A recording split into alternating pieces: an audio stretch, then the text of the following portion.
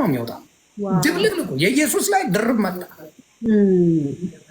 በኢየሱስ ስሙ አይከበርም። አሁን ለምሳሌ ከቨር ስሙን ይወዱታል። መድኃኔዓለም፣ አማኑኤል ምናምን ሲባል ደስ ይላቸዋል። ኢየሱስ ከተባለ ግን ጴንጤውን ኢየሱስን ግፍት አድርገው ከቤቱ አስወጡት፣ መነገጃ አደረጉ። የኢየሱስን ክብር መስቀል ላይ ለእኛ ብሎ መከራውን የተቀበለው ስለኛ የተራበ የተጠማ ለእኛ ሲል ሁሉን ነገር ያደረገ ዓለምን ሊያድን የመጣውን ገፍተው ከበራ አስወጡና የእነሱ ቅዱሳን የሚለው የፈለጉትን ስዕል እያመጡ ይደረድሩታል። ክርስቶስ ሕፃን ልጅ ተደርጎ ነው የሚመለከው። እናቱ እንደምትቆጣ አሁን ድረስ አሁን ለምሳሌ አንቺ የተባረኩ ልጆች አሉሽ፣ የሕፃንነት ፒክቸራቸው አለ። ሕፃን ናቸው እንዴ በአሁን ሰዓት? እሱ እኮ ነው ግራ የሚገባሽ። አሁን የትልልቅ ፒክቸሮቹ የብቻ የሆነ ይደብራቸዋል። ደስ ብሏቸው ማድረግ የሚወዷት ስዕልን ልንገርሽ፣ ኪዳነ ምሕረት ከእናቷ ጋር ይላል። ኪዳነ ምሕረቱ ክርስቶስ እንጂ እሱ አይደለች። ምሕረት በክርስቶስ እንጂ የተገኘው በማርያም አይደለም። ዓለምን ሊያድን ወዷልና አንድያ ልጁን ነው የሰጠው።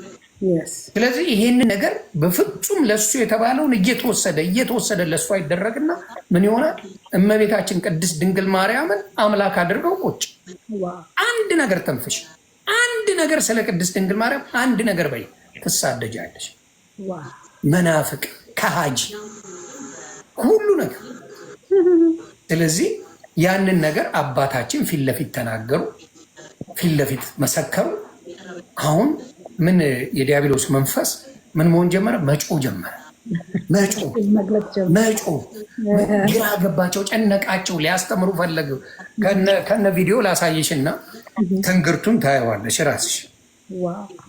ትንግርቱ ምን ብለው ማስተማር እንደጀመሩ ጨንቋቸው፣ ወዴት ሊመልሷቸው? ወደ ማርያም አዳኝነት ለመመለስ የሚያደርጉትን ላሳይሽ። እጅግ በሚያስደነግጥ ሁኔታ ማለት ነው። እጅግ በሚያስደነግጥ ራሱ የኦርቶዶክስ ወንድምናቶች ግራ እስኪገባቸው ራሳቸው ግራ እስኪገባቸው ነው ይሄን ነገር የሚያደርጉት። ግራ ምን ይሻለናል ላሳይሽ እና እመቤታችን በስቅለቷ ቀን ይላል አንዱ አባት የምንበላውና የምንጠጣው ስጋና ደም የእመቤታችን የማርያም ነው ይላል። አንዱ መስቀል ላይ የፈሰሰው የማርያም ደም ነው ይላል። ምን ጉድ ነው? ምንድን ነው እየሰማን ያለ ነው? ግን እውነት ይሄ የኢትዮጵያ ኦርቶዶክስ ተዋሕዶ ቤተክርስቲያን አባቶች ናቸው? የምር ነው? በኦርቶዶክስ ተዋሕዶ ቤተክርስቲያን ውስጥ የሚያምኑ ናቸው? እኔ በጣም ግራ እየገባኝ ነው። ምንድን ነው እየሰማን እያየን ያለ ነው? በዘመናችን ምን እየሆነ ነው? እስቲ አንድ ቪዲዮውን ስሙልኝ። ያልተቀበለችው መከራ ማርያም ሕይወቷ በመንከራተት ያለቀ ነበር። ዛሬም በስቅለቷ ቀን በልጇ ክብር የነገሱና አስኬማ የደፉ አባቶች ሁሉ ሳይቀሩ ድጋሚ ሊያስለቅሷት ይሞክራሉ። ያቺ ቤዛ አንተ መስቀል ላይ የዋለው የድንግል ማርያም ስጋ ነው። አንተ የማን መሰለ ቤዛ የሆነው? ደስ ይበልህ።